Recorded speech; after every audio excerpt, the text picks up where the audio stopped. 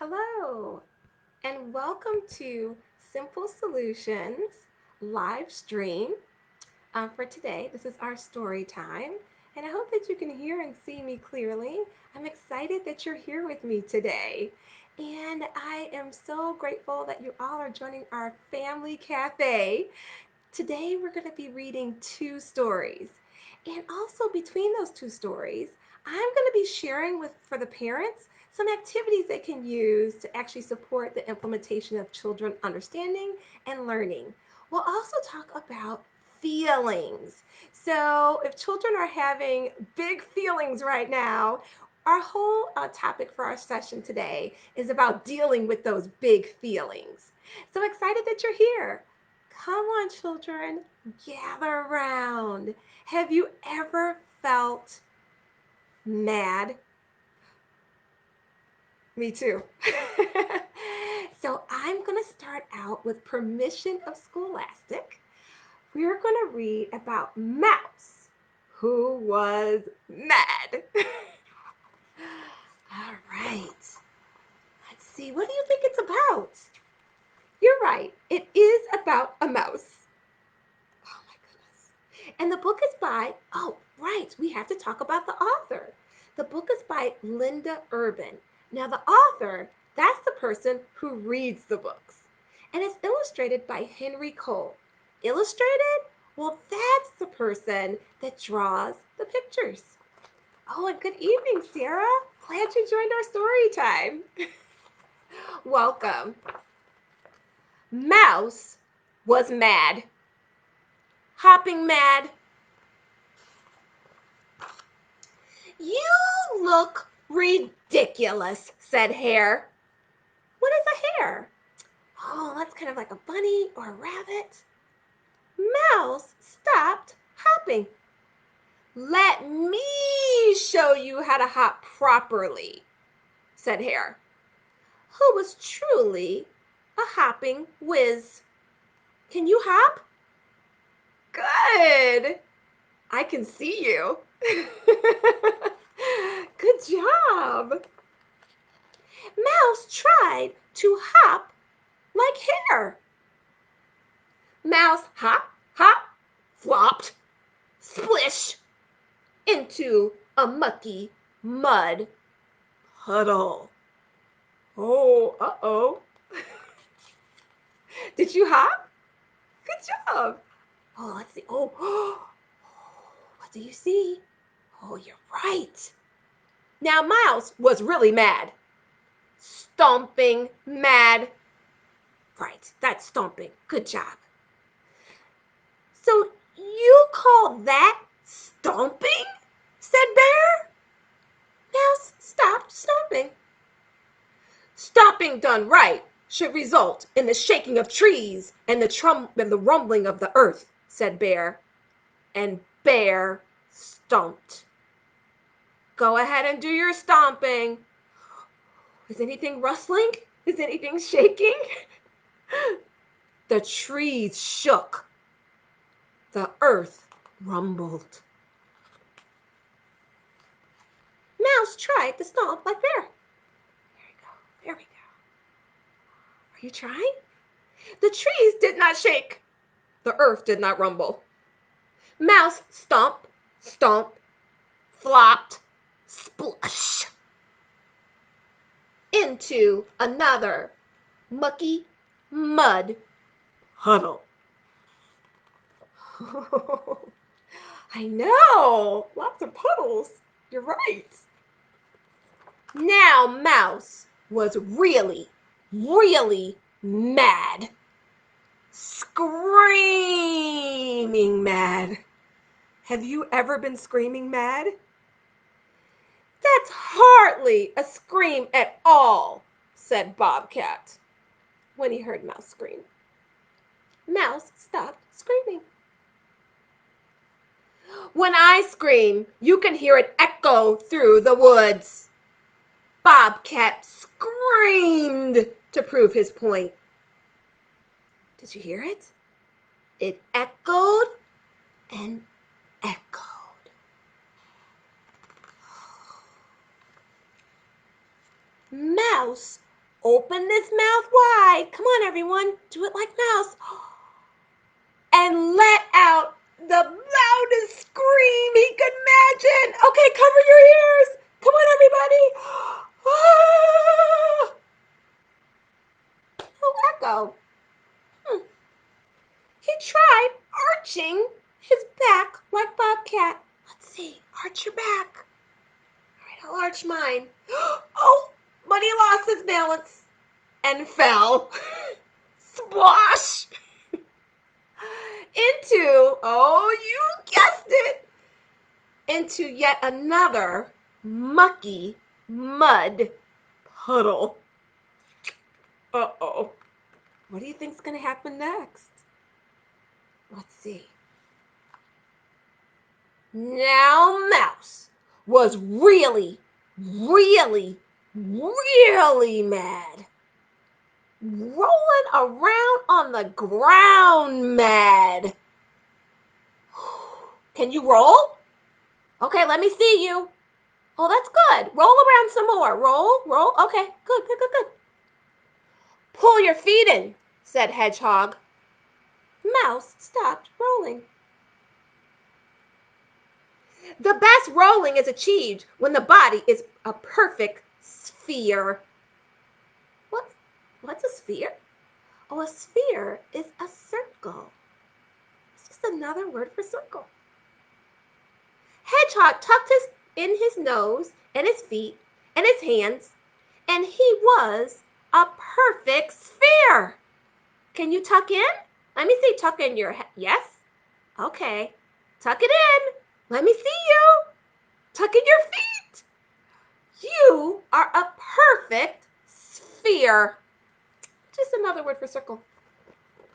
Let's see. What do you think Mouse will do? You think he'll try it? Let's see. Mouse tucked in his nose and his feet and his hands. He was not a perfect sphere. Let's see. Let me pull it over this way. Oh, but he was close. He pulled in his tail and rolled around and around and splash into the muckiest mud puddle of them all. Oh, no. What do you think's going to happen now? Oh, you think he's still mad? Let's see. Now, Mouse was really, really, really, really mad. Standing still mad. Mouse did not hop. He did not stomp.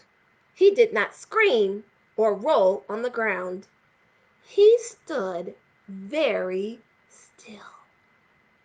Can you do that? Good, yes, very still. You're good at that. Impressive, said Hare. What control, said Bear. Are you breathing? Asked Hedgehog. Wow, you're good at this. Mouse took a deep breath. Come on, everybody, let's breathe in.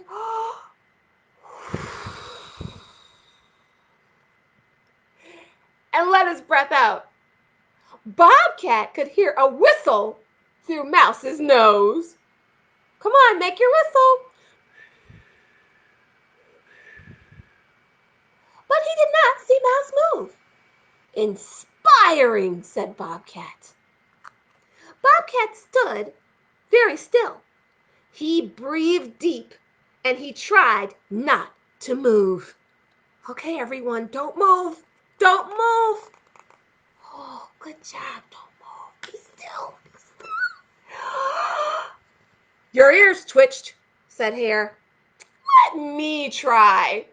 But he couldn't not keep his tail from wiggling.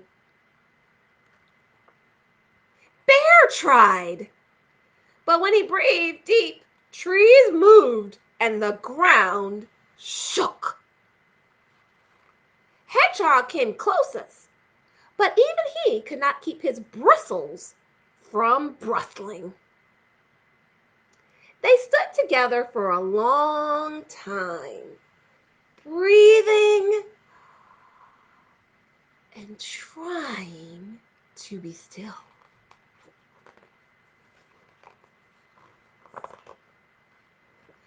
I feel better now, said Mouse. You look better now, said Bear. But you need a bath, said Hedgehog. Good idea, said Mouse. Splash into the bath. The end. So, oh my gosh, how did you like the story? Okay, sing for me. Thank you for my story. Thank you for my story. What do you do when you get mad? Can you be more like Mouse? So yes, first Mouse was what? He was stomping and he was screaming. But you know what? It didn't help him when he was mad. The only thing that stopped Mouse from being mad is to stop, be still, and take 3 deep breaths. So before we get ready for our next story, yes, we have another one, Glad Monster, Sad Monster. I want everyone here to practice being still. Okay, come on, I'll do it with you. Stand up straight or sit up straight and be really still. Breathe in.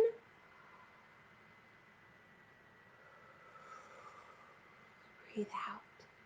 And when you get mad, well, mom, dad, who's ever next to you is going to help you to remember to be like Mouse. So when anyone gets mad, what are you going to say? Be like Mouse and be still. So before we start with our next story, parents always ask me, what do you do when your child is having a tantrum? And Mouse Was Mad is such a good book to read, talk about with your child. So what I want you to do is after the story, talk about Mouse being mad, practice with them, go outside, go through the house and stomp like Bear, right? Or scream or tuck in like Hedgehog, but then also practice being as still as you can like a statue. And when children get mad, it's a good way of redirecting. Children get mad. So talk about their feelings, right? Don't say, oh, it's not okay to be mad. Everybody gets mad. But then it's not okay to stay mad. So think about trying to be more like Mouse. All right. So kids, are you ready for another story? Let's do one more story. And then after our story, parents, don't go anywhere. I'm going to talk to you after the next story about dealing with tantrums that Mouse is having. How do you deal with, type in your questions in the chat box. How do you currently deal with tantrums and screaming and crying? And I'm going to give you some tips to think about, whether you're a parent or an educator, or a therapist on dealing with children when they get mad. We're going to talk about young children, we're going to talk about middle schoolers, and we're even going to talk about teenagers. Well, I hope that, oh yeah, kids, you're ready for another story? So we're going to read one more story. Come back over. Come sit down. We're going to read another story. This time, this story, uh-oh, is about monsters. Glad monster, sad monster. A book about feelings. After I read the story, I'm going to talk to your parents, talk back to the adults on how to deal with those tantrums. So come on, kids, sit all around. What do you think this book is about? You're right, monsters. And it's also about feelings. Oh, I see, you're right. The monsters have eyes and a nose. Yes, they are different colors. I do see the yellow. You're right, there's blue. So who is this story by? This is Glad Monster, Sad Monster, a book about feelings by Ed Emberly and Anne Miranda. They wrote the book. And again, we want to thank Scholastic for giving us permission to read the story to you today. All right, are you ready? Hold on. The yellow monster says, opening birthday presents, playing ball, slurping ice cream, and dancing with my friend all make me glad. All right, I'm going to try it on. You ready to see Yellow Monster? Ah, here it is. Well, tell me, everybody, what do you do when you're glad? What makes you glad? Dancing? Hopping? Singing? Oh, put on your glad face. Good job. Which monster's next? No, it's not scary, right? You're right. Let's see who's next. Oh, what color do you see? Oh, I see lots of colors. This one is Red Monster. Red Monster says, being bugged by a bug. Bzzz, getting slashed. Being laughed at when I fall down. Having someone knock over my blocks makes me, what do you think Glad Monster is? Angry. Okay, you ready for Red Monster? Put on your angry face. Boo! Well, what makes you angry? Huh, I know. When someone doesn't share, when someone doesn't play, going to bed early can make you angry. Make your angry face. Good job. What monster do you think is next? Let's see.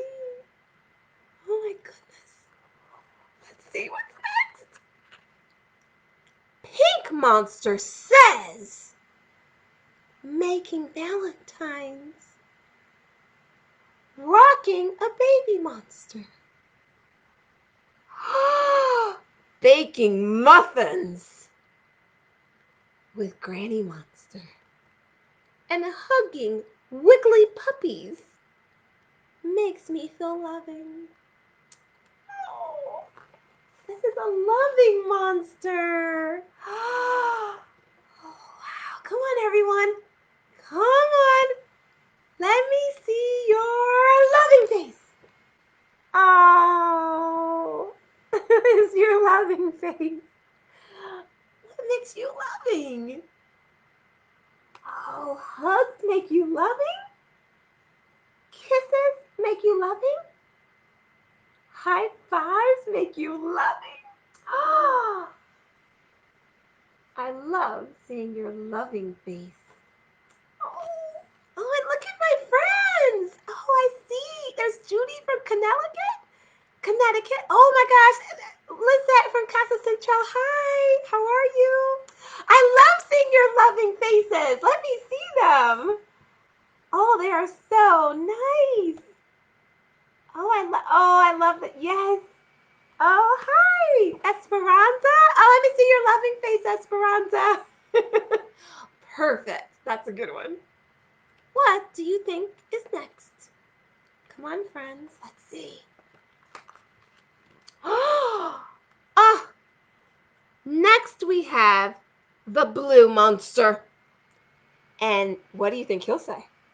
And he says, waving goodbye. Watching my snowman melt. Losing my blue balloon. That's happened to you. Me too. And having it rain on a parade day makes me sad. Come on, everybody. Let me see your sad face. You ready? Oh! What makes you sad? Let me see that sad face. We're just pretending. It's okay. Oh, those are good pretend. Those are good pretend faces. Oh, that makes you sad. Oh, when Granny leaves, that makes you sad. When Mommy and Daddy go, oh, that does make you sad. Oh, yeah, when it's not, yeah, you mentioned that. I like it when it's sunny, but when it's rainy, that does make me sad. Sometimes we do have sad days. Should we learn more? Okay, let's keep going. Oh, what do you think is next? What do you see?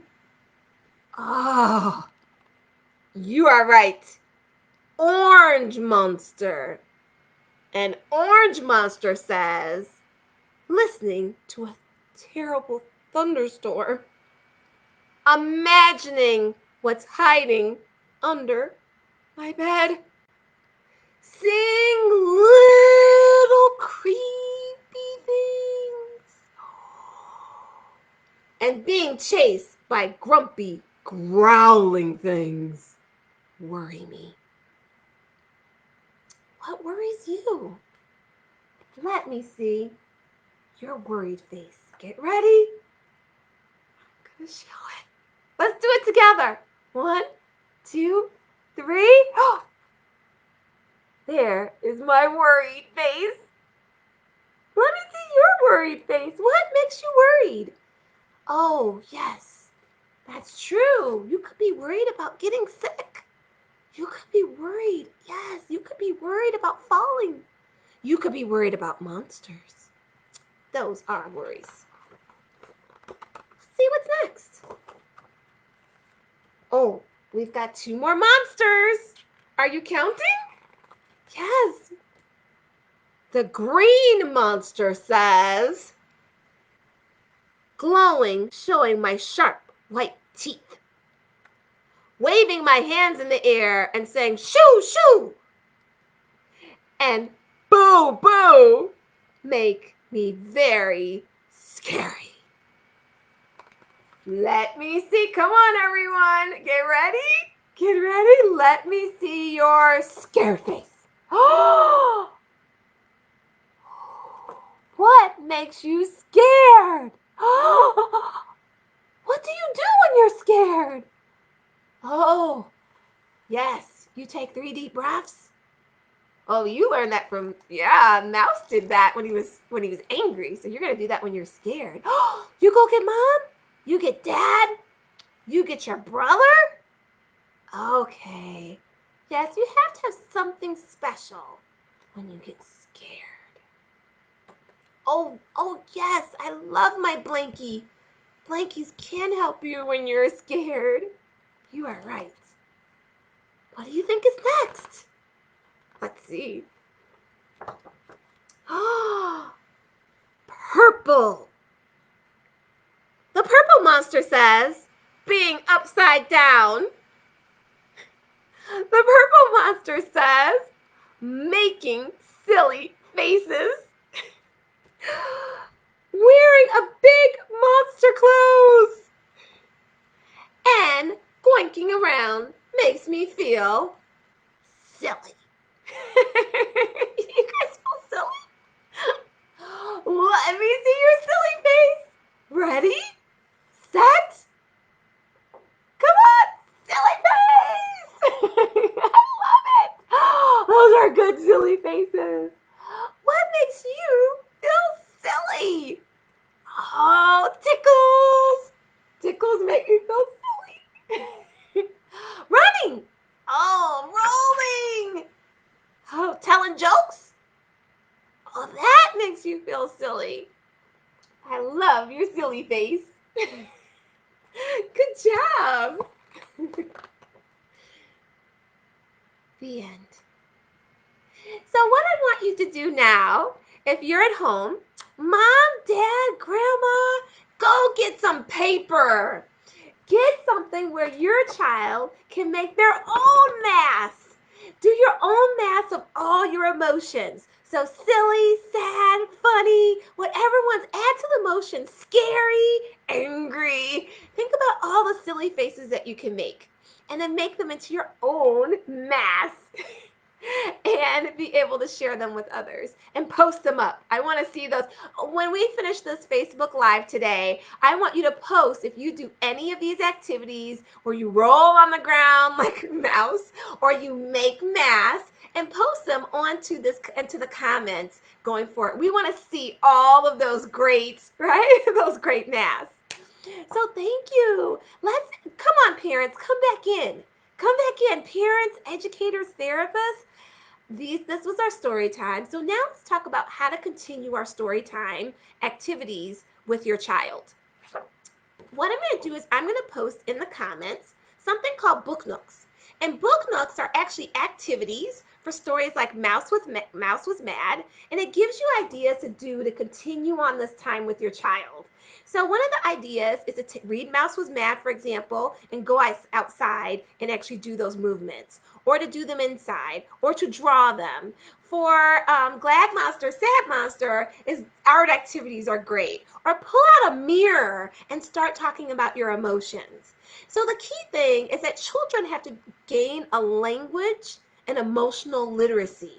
And often we're telling children to be quiet or not cry. Instead, you want to label their emotions so they can actually, the more you label their emotions and tell them what to do when they're angry or sad or scared, the more they're able to access that literacy, that emotional literacy. So instead of crying, they can actually use words the next time.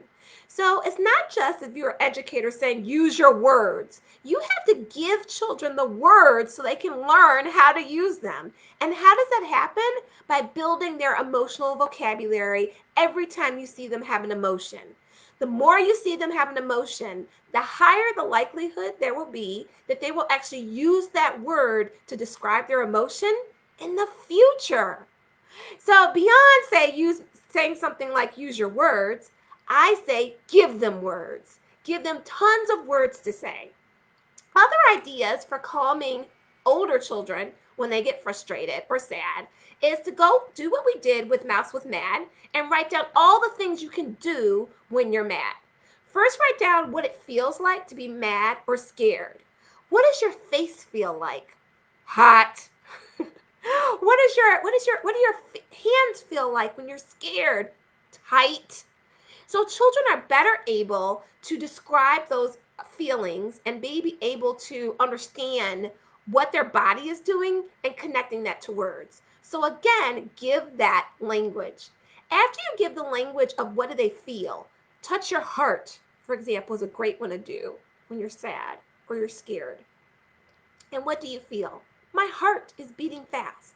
So when children are upset or angry, chat in with me, everyone. I see some folks here. Hi, Valerie. And Lizette, you're still here. Hello.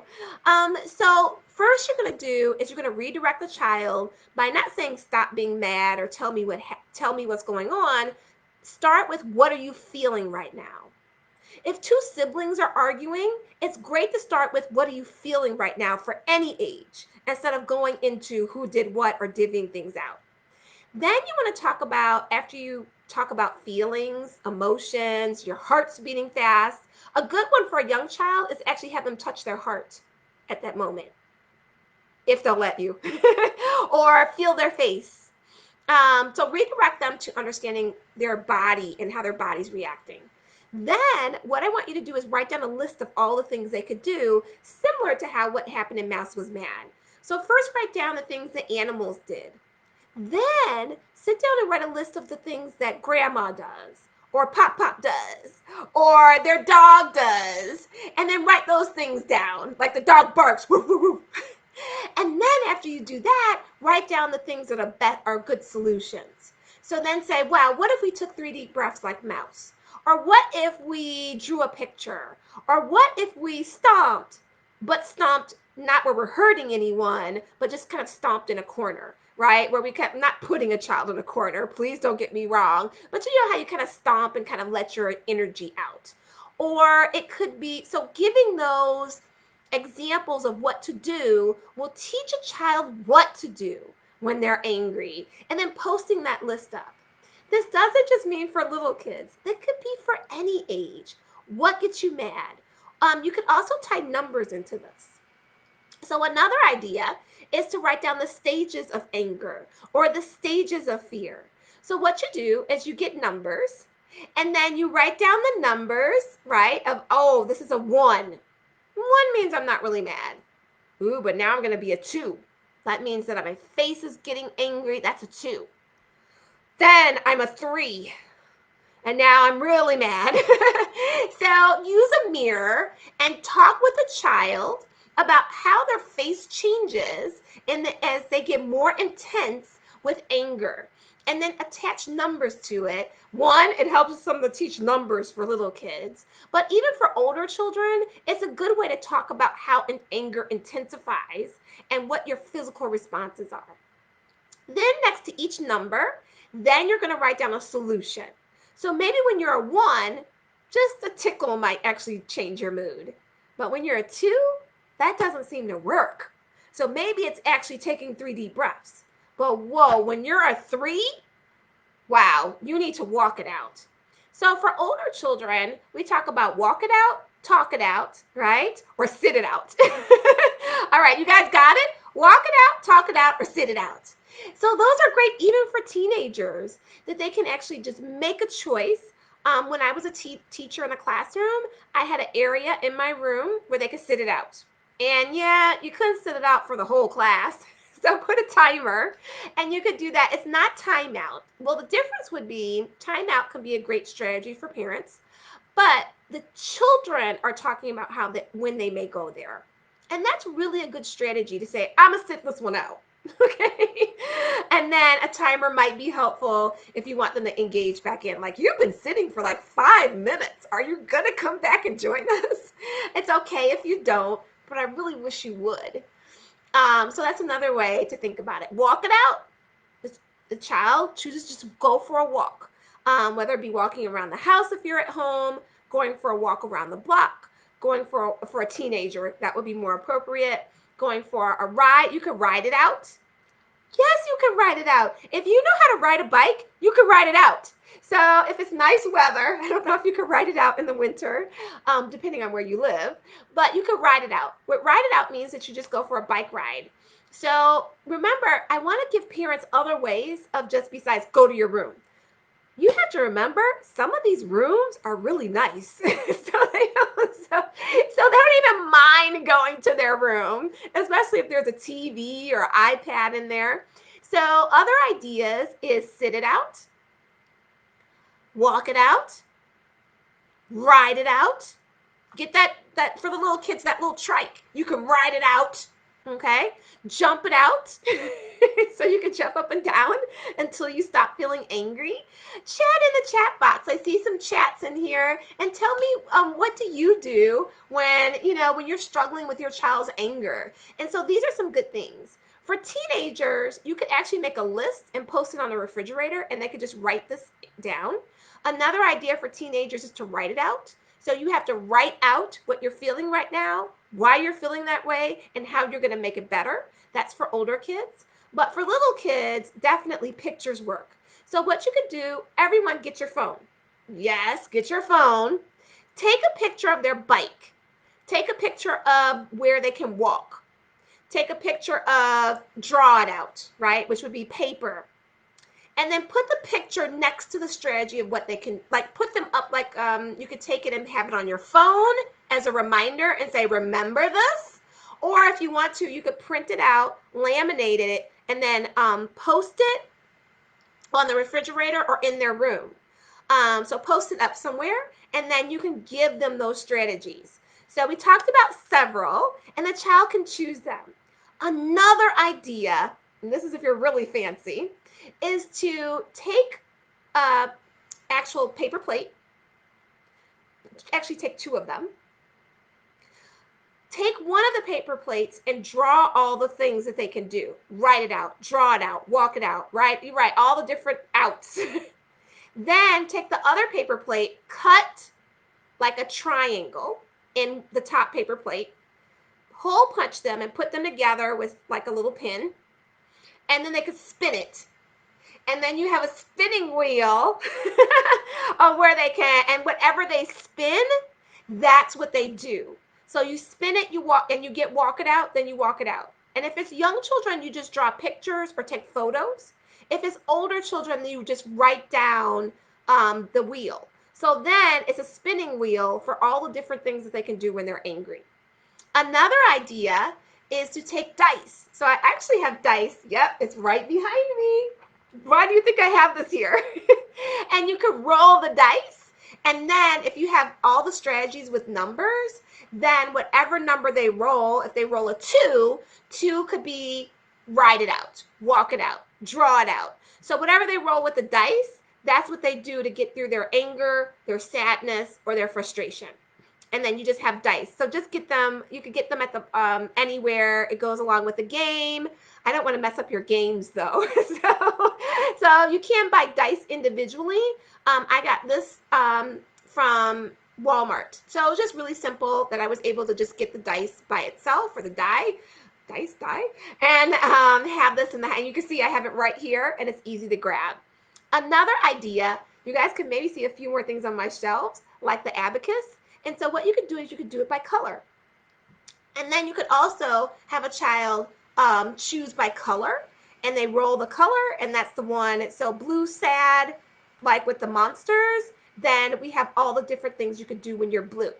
Then anger is red. And then we have all the different things you could do when you're angry. So you could also, in addition to adding in numbers, you could also add in colors. And those are ideas as well to help. So these ideas are teaching. Yeah, we want to, yes, telling somebody don't be angry is not going to teach them how not to be angry or to how to get past being angry. So instead of just telling isn't teaching. And so all the ideas that I'm giving you today are ideas that help teach children how to deal with their emotions at a variety of different ages.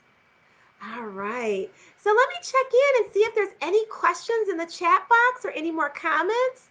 I love seeing you guys. I love seeing our story time. If you liked our story time today, definitely share this and like this. I want more and more to join into our story time. And the more feedback we get, the more that story times that we'll have. And share your topics. Our topic today was just about emotions. If you want to look back at past story times, we've had them throughout the entire month of May. So our past story time, oh, you missed it? Okay, so you just need to go back into Simple Solutions, and you can scroll into our Facebook Lives, and you'll actually be able to see a Spanish Facebook Live where it was in, Mary Cruz did one in Spanish. You'll be able to see a previous story time with me where I talked about literacy skills and gave ideas there. And then you'll also be able to see a story time with Marilyn Peterson. And Marilyn Peterson also talked about literacy strategies. I also did another storybook live with math strategies, where I read math books and being able to translate those activities into your home. So we're almost that time to wrap up. We have about 5 more minutes for our story time. And I'm just going to look in the chat to see if there's any questions just about anger or frustration. So one question that often comes up, I mentioned timeout. And some people are like, should I do timeout? Is timeout effective? And what I would say, especially if you're parenting 24/7, as we are, often our families are now during the pandemic, is just find what works for you. So whatever works for you to make your child calm and teach them new skills is going to be helpful. Some things that can make timeout difficult, if you try to force a child to sit in a particular location, what I would recommend is having an area that you both decide would be a great place to sit it out, and also put things in that area. So I'll put some calming things to help a child. One, I'll put books like this, like Mouse Was Mad. So a young child has a hard time, especially just sitting there and not doing anything. So Mouse Was Mad could reinforce what I wanted them to think about as they were sitting it out. A basket is great. So you may put some books You could also put the dice or the different tools or pictures that I talked about if you printed those out. Sometimes a nice thing to put within a basket is a water bottle because they're crying. And so a water bottle could be helpful.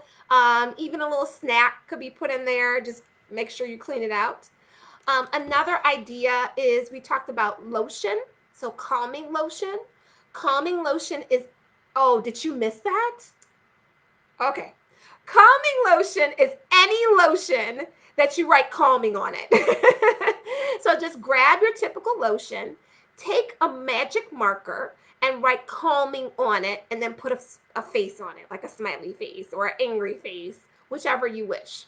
Some parents will actually take a picture of their child, like this, and then they'll put that on the calming lotion. So it's any lotion in the store that you find, and you put the label on it called calming lotion. And then that's a good thing to put into the like a little basket. Another idea is a caddy, like the shower caddy, and you could put things in the different areas of the shower caddy, and then you could carry with you a calming caddy. Oh yes. Anyone here ever had? Do we have parents that are listening? Anyone here have a child start screaming and crying in the middle of the store? Yes, if you didn't know, me and my husband have 4 children. We've all had those moments. And so when you're out and you can't get a place, such as sit it out, you want to carry a bag. So idea for us around the house is a calming caddy where you can sit anywhere. So you can take that calming caddy, boom, plop there. Because it's really hard, I think, parents will often struggle with getting a child to time out. And it's just like, I can't get you there. You're wet noodling and you're falling out, and then that becomes just, it exacerbates the problem. Chat in with me if you've had that, where you're trying to calm the child and they're hitting and they're fighting, and it's even more frustrating. If you have a calming caddy, then wherever you are can be calming. You could also have a calming bag when you go out. So a calming bag is just a little book bag that a child wears, and it has calming tools in the bag. Parents, that's one thing the child can wear. Parents, you should have a small little bag that's a calming bag in your purse, in your car. Get stocked. Some of the other things that I'll put into the calming bag will be bubbles, and I'll get the tiny bubbles. Let's see if I actually have a little bubble behind me. I don't see one where I could just grab it, but the little tiny bubbles that you get from the party store are so small, if you spill it, it's kind of no big deal. And they're like about this big, and you could put that because deep breathing is calming, right? No one in the history of calm down is going to calm down by you telling them to calm down. Okay? So you want to have tools, concrete tools that actually help someone calm down. So something small, easy to carry. And I'm actually going to bend down here and grab what you could actually put in your purse, like something like this, and put some calming tools in it so that you could carry this around. It's easy for you to carry. Teachers can also do this. So who's a teacher in the classroom? I saw some schools like Casa Central was in the house and they were listening. So welcome, Casa Central. You're one of the great schools that I get to work with. So if you're a school, you could also have calming bags around the room. You could have a calming bag in your pocket. Or sometimes teachers wear lanyards. So you could actually have some calming tools around the lanyard, or just have it around your wrist. So it's actually really easy to carry and easy to grab. It's something that you can grab, but other children can grab. So here's the great thing about these resources, like having it in a bag. You'll notice as you try this, other children, if you're a teacher, will say, "Where's that bag?" So not only will you get strategies, but you'll notice that other children in the classroom will start using these strategies, and they'll start supporting each other. If you're a teacher in the classroom and you have 20 kids, how are you supposed to get everyone calmed down? So these kind of bags help that where other children who are calm can support each other. Siblings can use these. So maybe one sibling screaming and crying. Oh, yes, we have 4 children in my house. So if one child's screaming and crying, another child may be able to grab the bag or the baggie. So or a caddy. So that's another way that if you have multiple children or you have multiples, like you have triplets, that sometimes children aren't crying out at the same time. Sometimes they are. So sorry about that. But when they're not, these are some tools that you can just grab really fast and be able to use. And it can just redirect. Another way to use these calming tools, these are easy to carry when you go out. So again, when you're at a birthday party and your kids start screaming because they don't want to leave, they may still cry, but these are great to kind of redirect them in order to calm them down from crying. So these are some ideas. Yeah, who's been at the birthday party and the kid doesn't want to leave? Or who's leaving out of Target and it's like, oh no. And one other suggestion, add new things to the calming bag to keep it interesting. So you may take something that's a little bit silly, like a Rubik's Cube is a great thing. These are small things. These aren't expensive things that go into the baggie. You could put into the baggie, a pinwheel. You could put in there bubbles. You can make your own bubble solution. You could add smells to the bubbles. So the smell is actually calming to a child. So put the different little doodads in the calming bag to keep it interesting. A picture of you could go in the calming bag. A picture of Nana can go in there. A picture of their dog can redirect them to calm down. So pictures, a snack, little toys, those are great things to go into the calming bags or calming caddies. All right. So let's just do a recap before we wrap up. So here's the thing. You want to make sure that you give your child an emotional literacy. And emotional literacy means that the more you give them language and describe what it is they're feeling, the higher the likelihood that they're going to actually use that language when they get upset again. This isn't a one and done, everyone. So if you're like, I've tried that, it takes years to develop these skills. Usually we're doing these things over and over and over and over. And you might not see the fruits of your labor until a child is 6 and they finally say, I'm really frustrated. You know? So it's okay if a 2-year-old is not yet learning this, right? They are, it just doesn't seem like they're implementing it. Here's the thing with 2 and 3-year-olds. They know better, but honey, they need you to do better. So it may look like they're not learning, but they are. Build that emotional vocabulary over time. Keep these kind of baskets and ideas. So first they're going to start as very concrete bags and blankies, and then they're going to go into writing it down, doing like the wheel that I mentioned and spinning it, adding in that right the dice and numbers and colors. As they become teenagers, you don't stop. Teenagers are still learning how to manage their emotions. Yes, teenagers may know better. You know, you say that all the time. You know better. But they still need help to do better. And so until they're adults, they may need a little support. And even sometimes us adults need support. So writing it down, making charts, making graphs, those are things we do with older children to support their emotional literacy, and then thinking of solutions to deal with their emotions. Okay? Like worrying. You could do a worry minute. Yeah, just put worrying in the calendar. Yeah, just write it down. I will worry for 20 minutes. I know I did this with the COVID-19. I was like, I will worry for 20 minutes each day and then I'll stop. So those kind of tools help children to know it's okay to worry, but it's not okay to stay that way. Or it's okay to be angry, but we're going to work towards calming ourselves. So, whatever feeling you feel, it's okay.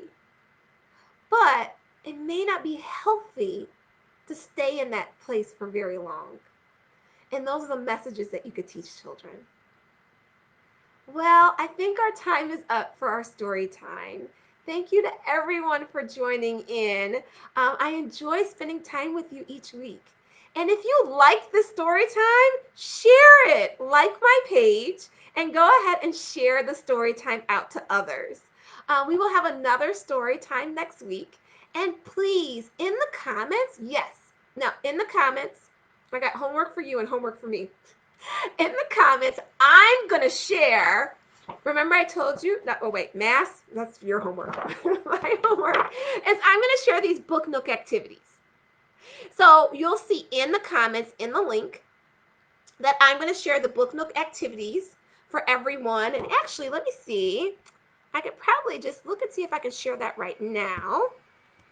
As I was able to share that. Woo! There you see it. I told you I did my homework, everyone. So you see the link for challengingbehavior.cbcsusf.edu. Doesn't have the best title? So challenging behavior, this website has practical strategies, and in the practical strategies, it has book nooks. But as you look in the practical strategies, you will see other ideas. So I hope that you enjoy this great resource. Now you have homework. If you enjoyed, like I said, like our page and share. But also, if you decide to make your own monster or decide to do any of the activities that I mentioned, please share them. So share your masks and share your caddies and your bags and share all of it. Oh, you liked it. Oh my gosh, I'm glad that was helpful. Who loved that? Okay, Valerie loved it. Thanks, Valerie. Share your calming caddies. If you're already using some of these tools, please share out for others. Thank you all so much for joining our Parent Cafe family story time. And I can't wait to see you again next time on Simple Solutions Educational Services. Thanks, everyone.